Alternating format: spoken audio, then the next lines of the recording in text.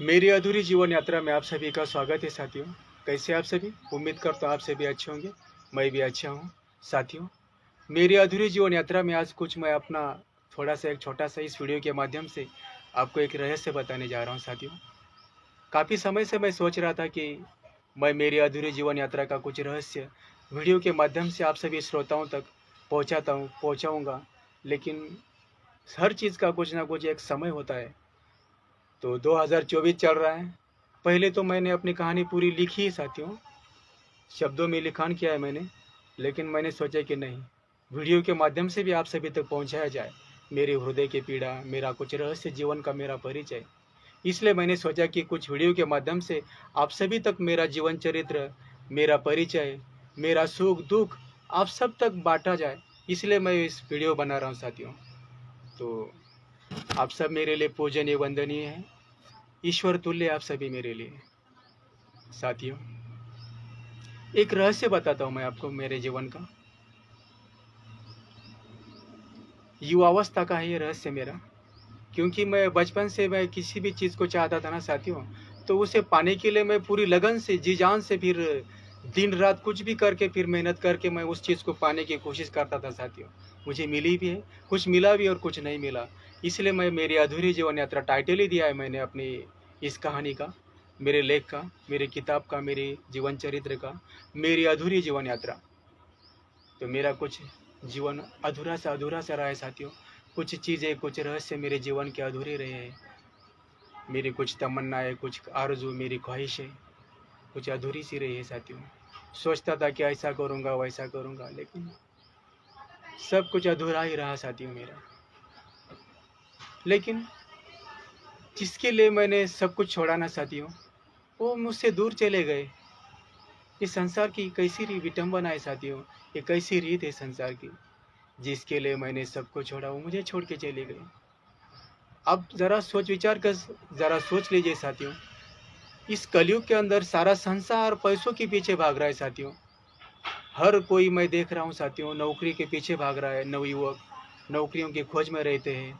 मुझे ऐसा करना है, मुझे वैसा करना है, मुझे पैसा कमाना है, मुझे घर बनाना है, मुझे शादी करनी है, मुझे ऐसा करना है, वैसा करना है, अपने बीवी बच्चों के लिए मुझे पैसा कमाना है, मुझे घर बनाना है, उनका भविष्य के बारे में मुझे सोचना है। हर कोई यही सोचता रहता है साथियों। मनुष्य प्राणियों की बात बता रहा हूँ साथियों मैं। संसार के अंदर जितने भी जीव जंतु, पशु पक्षी, प्राणी मात्र है साथियों, इन्हीं सभी में से मनुष्य प्राणी सबसे बुद्धिमान, विचारशील प्राणी है। और यही प्राणी सबसे मतलब कुछ पाने की लालसा से जीवन व्यतीत करता रहता है। कुछ पाना है, सिर्फ पाना है, पाने के लिए ही ये मनुष्य प्राणी जीवन व्यतीत करता रहता है साथियों। चाहे मैं ही क्यों ना हो, ऐसा कुछ नहीं है। इस संसार से कोई भी नहीं छूटा है साथियों। तो मैं यही आपको एक रहस्य बता रहा हूँ साथियों, इस वीडियो के माध्यम से मेरे युवावस्था का बता रहा हूँ मैं कुछ। अ, तो साथियों, जब मैं मिलिट्री में भर्ती हुआ था साथियों, 2003 में, 3 की बात ही है। तो भर्ती होने के बावजूद मेरी कुछ तमन्ना थी साथियों, जब मैं मिलिट्री में भर्ती हो जाऊंगा तो फिर अच्छी सी बीवी मिलेगी। हर किसी की यही तमन्ना रहती साथियों संसार के अंदर। ये माया मोह में सभी उलझे हुए साथी है, प्राणी, मनुष्य प्राणी। माया मोह से कोई भी मुक्त नहीं हुआ है। बस जो मुक्त हुए होते हैं वो विरक्ति की ओर चले जाते, वैराग्य जीवन व्यतीत करते रहते हो, सन्यासी, साधु, संत, ऋषि, मुनि। तो जो गृहस्थ रहते साथी, तो गृहस्थ तो माया मोह में लिप्त रहता है। गृहस्थ जीवन बहुत मतलब, गृहस्थ जीवन हो चाहे सन्यासी जीवन हो, दोनों जीवन भी कठिनाई में से जीवन व्यतीत करना पड़ता है साथियों। सुखी तो संसार में कोई भी नहीं है, सुख दुख तो आता चलता रहता है। ये धूप छाव का खेल है जीवन में, सुख दुख, ये आना जाना, ये चलता रहेगा साथियों। जब तक जीवन है तब तक चलता रहेगा, जब तक सांसें, ये सुख दुख, पीड़ा, ये सब तो आता जाता रहेगा साथियों। इससे तो कोई नहीं छूटा है, स्वयं परब्रह्म भी नहीं छूटा इस सुख दुख के चक्र से। तो हम मनुष्य प्राणी की क्या गति हो सकती है फिर? तो लेकिन साथियों, मैं एक रहस्य बताना की बात कर रहा था आपको इस वीडियो के अंदर, युवा अवस्था का मेरा। साथियों, फिर 2003 में मैं आर्मी में भर्ती हुआ सागर सेंटर के अंदर। आपको तो पहले के वीडियो में मैंने मेरा कुछ सब कुछ बताया है। फिर भर्ती होने के बावजूद फिर 2 3 साल मेरी सर्विस हो गई। बॉर्डर पे 3 साल बिताए मैंने, 2.5 3 साल पाकिस्तान बॉर्डर पर, एलओसी कारगिल पर। फिर जैसे ही फिर राजस्थान में मेरा पोस्टिंग हो गई, बदली, सारे 9 महीना ट्रेनिंग किया मैंने सागर सेंटर में। फिर सागर सेंटर से ट्रेनिंग करके फिर मैं जम्मू कश्मीर में गया। तो जम्मू कश्मीर का एक वो थोड़ी सी एक रहस्य बताता हूँ छोटा सा, फिर बाद में फिर अलग बताऊंगा मैं। तो साथियों क्या हुआ था, बॉर्डर पे मुझे मतलब काफ़ी आनंद आता था साथियों। चारों ओर पहाड़ी पहाड़ी, ऊंचे पहाड़, पर्वत, श्रृंखलाएं, बहते झरने, पंछियों की चिहचहाहट, खेत खलियान, वादियाँ, फिजाएं, आहा, कितना सुकून सा मिलता था साथियों, वाह। मुझे ऐसा लगता था ना साथियों, इस धूप का मतलब सर्दी के मौसम में जो कोहरा शबनम पड़ती थी ना साथियों, शबनम की कुछ बूंदे, कोहरा, तो ऐसा लगता था कि मानो जैसे मैं स्वर्ग में ही हूँ साथियों। इतना प्यारा सा नज़ारा, और बाप रे क्या बताऊँ, आहा, मुझे बहुत आनंद आता था साथियों। ऐसा लगता था कि मैं यही ठहर जाऊँ, आजीवन यही रह जाऊँ मैं, इस पहाड़ियों के अंदर, इस बस इस वन के अंदर। तो बहुत अच्छा सा सुकून लगता था जम्मू कश्मीर की तरफ। सच में स्वर्ग तो स्वर्ग ही है, ऐसा लगता है कि धरती का स्वर्ग वही कश्मीर है। इधर देवभूमि कहा जाता है उत्तराखंड के अंदर, लेकिन कश्मीर बहुत ही प्यारा सा राज्य है साथियों, बहुत ही प्यारा सा, प्रकृति का एक रहस्यमय नज़ारा है। बॉर्डर फिर हम ड्यूटी पे रहते थे तो ऐसा पाकिस्तान बॉर्डर ऐसा है चूल्हे के जैसा, और बीच में हम है, हमारी सेना। बातें भी करते थे हम पाकिस्तानी सैनिकों के साथ, मेरे साथी भी मराठी में बात करते थे, महाराष्ट्र के थे कुछ, तो वो हिंदी में बातें करते थे। पाकिस्तानी जो सैनिक थे ना ड्यूटी पर, वो हिंदी में बातें किया करते थे, क्या साथी खाना खाया क्या नहीं, भाभी से बात की क्या नहीं, तो ऐसे उधर से बातें किया करते थे, हम भी इधर से बातें करते थे, हाँ साथी हमने खाना खाया, आप कैसे हो, ऐसे वैसे बातें चलती रही थी बॉर्डर पे। 50 मीटर दूरी पर उनकी पाकिस्तानी सेना, और हमारी इधर 50 मीटर दूरी पर हमारी इंडियन आर्मी। तो ऐसा फेंस से तारों से लगा, तारों का लगा हुआ बीच में, येलो सी कारगिल के बीच में, उस तरफ पाकिस्तान, इस तरफ हमारा इंडिया, भारत देश हमारा। तो काफ़ी अच्छा लगता था बॉर्डर पे साथी। एक दिन 9 बजे का सवेरे सवेरे का मॉर्निंग का समय था, और 9 बजे हम ब्रेकफास्ट कर रहे थे, 8, 8:30, 9 बजे साथियों। हाथ पे ऐसी पूरी सब्जी थी, और कंधे पर राइफल लटकी हुई थी, मतलब LMG, AK-47 इंसास राइफल। तो साथियों फिर अचानक ही ये पूरा पहाड़ ही हिलने लगा, 9 बजे का समय था सवेरे का, पूरा पहाड़ हिलने लगा। फिर वो मैंने बोला अरे यार भूकंप हो गया, भागो भागो, तो भागने के लिए कहाँ भागा जा रहा था हमसे, फिर पत्थर थे, ऐसे बड़े बड़े पत्थरों को पकड़ के ऐसे ही फिर भी लग गए हम। फिर थोड़ी देर तक कुछ भूकंप, ऐसे पहाड़ हिलता रहा, जमीन हिलती रही। फिर बाप रे, हमने सोचा भूकंप हुआ, भूकंप, तो फिर काफ़ी सारा नुकसान हुआ था उस जगह का, कुछ बंकर गिरे थे, कुछ ऐसा ही। हाँ, बंकर से याद आया साथियों, जहाँ पे हम ड्यूटी करते थे ना साथियों, तो 6-6 घंटा ड्यूटी रहती थी हमारे बॉर्डर पे। इंसास राइफल कंधे पर लटकी हुई रहती थी, इधर उधर घुट्टा हिलते रहते थे, रात को बंकर रहते थे ऐसे बने हुए, बंकर को ऐसा होल बनाया रहता था। फिर उधर ऊपर से टॉर्च, उधर पहाड़ी नीचे गहरी खाई रहती थी, ऊपर से ऐसी टॉर्च लगाकर हम देखा करते थे चारों ओर रात को। दाहिने हाथ की तरफ से टॉर्च लगाते थे, और इस वाले होल से इधर से देखा करते थे बाहर, क्योंकि जब भी हम टॉर्च लगाते थे ना साथियों, तो सामने से नहीं लगाते थे, क्योंकि अगर सामने से अगर टॉर्च के ऊपर कोई आतंकवादी, कोई नक्सली, कोई आतंकवादी कोई गोली मारेगा तो टॉर्च के ऊपर मारेगा, तो इसलिए दाहिने हाथ इधर रखते थे ऐसा हम, और उस वाले होल में दाहिने हाथ से टॉर्च सामने मारते थे, फेंस की तरफ, तारों की जो फेंस थी, और फिर इस तरफ से इस होल से हम सामने देखा करते थे कुछ है या नहीं है कुछ। तो एक समय की बात है साथियों, नाइट के 2 बजे थे साथियों, ड्यूटी पे तैनात थे हम। तो बॉर्डर की ओर से क्रॉस करके एक आदमी आया था, अंदर अंदर आया था, तो लगता था आतंकवादी था, लेकिन भेष बदल कर आया था, सिविल सिविल के भेष में। तो कुछ उससे रवैये से कुछ पता नहीं चल रहा था, लेकिन था आतंकवादी वो। उसको पकड़ लिया फिर फौजी लोगों ने, हमने। वो LMG की तरफ भाग रहा था, रखी हुई LMG रहती थी ना वो, तो LMG की तरफ भाग रहा था, तो उसको बीच में ही पकड़ लिया फिर हम लोगों ने। फिर उसको पकड़ने के बाद फिर वो डर गया, डरने पर घबराहट से ऐसा हिलने लगा।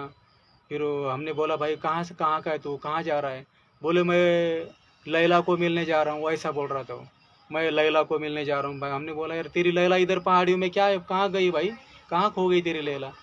तो फिर वो रो रहा था, फिर उसको फिर जेल में दिया, अपने आर्मी की इधर, इंडियन आर्मी की जेल के अंदर उसको फिर कैद कर दिया था, फिर उधर लेके गए थे। फिर कर्नल साहब हमारे, CO साहब को कॉल किया था फिर हमारे, कर्नल साहब को, हमारी कंपनी कमांडर साहब को, फिर सूबेदार मेजर साहब को भी कॉल करके फिर उसको फिर पकड़ के ले गए थे फिर गाड़ी में डालकर। और बंकर की बात चल रही थी हमारे, बंकर से याद आया था मुझे। तो एक दिन ड्यूटी, मतलब ड्यूटी तो डेली लगती थी हमारी बॉर्डर के ऊपर। एक दिन ड्यूटी लगी साथियों, रात का समय था, सवेरे सवेरे 4 बजे होंगे मॉर्निंग के। तो 4 बजे साथियों मैं असल उत्तर कंपनी में, अल्फा अल्फा कंपनी में था मैं। असल उत्तर कंपनी में मैं ट्रेनिंग किया हूँ मैंने, असल उत्तर और चार्ली का भी चेंज होता रहता था। तो डेल्टा कंपनी में भी रहा, डेल्टा, चार्ली, अल्फा, ब्राउ, तो ये 4 कंपनियाँ रही थी ना, अल्फा, डेल्टा, चार्ली, ब्राउ। और एक पाइनर प्लाटून में भी रहा हूँ मैं, जहाँ पे वो माइन वगैरह, एंटी टैंक माइन वगैरह, ग्रेनेड वगैरह बना करते हैं ना साथियों। तो उसमें फिर उस सामान की रखवाली करने के लिए मेरी ड्यूटी लगा करती थी साथियों। तो काफ़ी अच्छे से दिन बीते मेरे बॉर्डर के। तो फिर एक दिन क्या हुआ साथियों, बंकर में फिर चाय बनाने के लिए डेली ड्यूटी आती थी, एक एक की ड्यूटी पे जो रहेगा। रात के सर्दी के मौसम में तो चाय बनानी पड़ती थी साथियों ड्यूटी के दौरान। तो मेरा एक दिन नंबर आया चाय बनाने के लिए। फिर चाय बनाने के लिए मेरे कंधे पर मैंने इंसास राइफल लटका के मैं चल रहा था। फिर बंकर के अंदर मैं घुस गया अकेला, टॉर्च थी साथ में, बैटरी। फिर चाय बनाई साथियों मैंने, लेकिन ऊपर से मिट्टी गिरने का कुछ आवाज़ आ रहा था मुझे। मैंने सोचा ये वो लाल मुंह वाले बंदर रहे थे ना बॉर्डर के ऊपर, उधर कश्मीर की तरफ। मैंने सोचा कुछ बंदर होंगे कुछ, इसलिए वो मिट्टी गिर रही होंगी। जैसे ही मैं चाय बनाकर बाहर आया साथियों बंकर के बाहर, तो ऐसा धड़ाल कर आवाज़ आ गई, जोर से आवाज़ आ गई। फिर मेरे दोस्त मेरी तरफ भाग कर आ गए, ड्यूटी के जो ऊपर तैनात थे ना, 4-5 दोस्त मेरे साथ वाले, तो मेरी तरफ आ गए। उनको लगा कि समाधान के ऊपर किसी आतंकवादी ने अटैक तो नहीं किया। वो फिर भागकर मेरे पास आ गए, बोले यार समाधान तू कैसा है बेटा भाई, तू अच्छा तो है ना। मैंने बोला हाँ मेरे भाई मैं अच्छा हूँ। लेकिन उस बंकर की तरफ हमने जाकर देखा तो पूरा बंकर नीचे आकर गिर रहा था साथियों, पुराना हुआ था ना, इस वजह से। मैंने सोचा यार क्या मेरे ईश्वर की मेरे ऊपर रहमत है। अगर कुछ सेकंड की देरी कर जाता ना साथियों में, तो पूरा बंकर मेरे ऊपर ही आकर गिरता। और बंकर कोई छोटे नहीं रहते आर्मी के, आपको पता है, ऐसे खोदे हुए रहते ज़मीन के अंदर पहाड़ों के बीच में।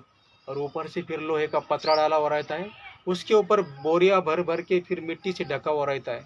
क्योंकि दुश्मन कितना भी अटैक करे सामने से, ग्रेनेड से करे, कोई बॉम्ब से करे, तो उसका कोई असर नहीं होता वो बंकर के ऊपर। तो ऐसी इतनी मजबूती के साथ वो बंकर बनाए हुए रहते। लेकिन वो बंकर पुराना हुआ था साथियों, तो इसलिए वो पूरा ही वो गिर गया था। लेकिन मेरी किस्मत देखिए साथियों, 2007 की बात बता रहा हूँ, 2006-7 की नई नई शादी हुई थी मेरी नहीं, शादी वहाँ पे नहीं हुई थी साथियों, नहीं, राजस्थान में हुई थी। ये 2004-5 की बात बता रहा हूँ मैं, सॉरी हाँ, कुछ हो जाता है कभी की बातें बताते बताते। ये 2005 की बात है, तब मैं बॉर्डर पे था। तो साथियों फिर मैंने बोला यार बच गया मेरे प्रभु, आपकी बहुत बहुत मेरे ऊपर कृपा है, आपकी रक्षा की आपने मेरी किसी ना किसी रूप में। तो फिर ईश्वर का मैंने शुक्रिया अदा किया साथियों। उस समय बंकर में अगर मैं दफना गया होता, फिर ये मेरी आगे की कहानी नहीं बनी होती साथियों।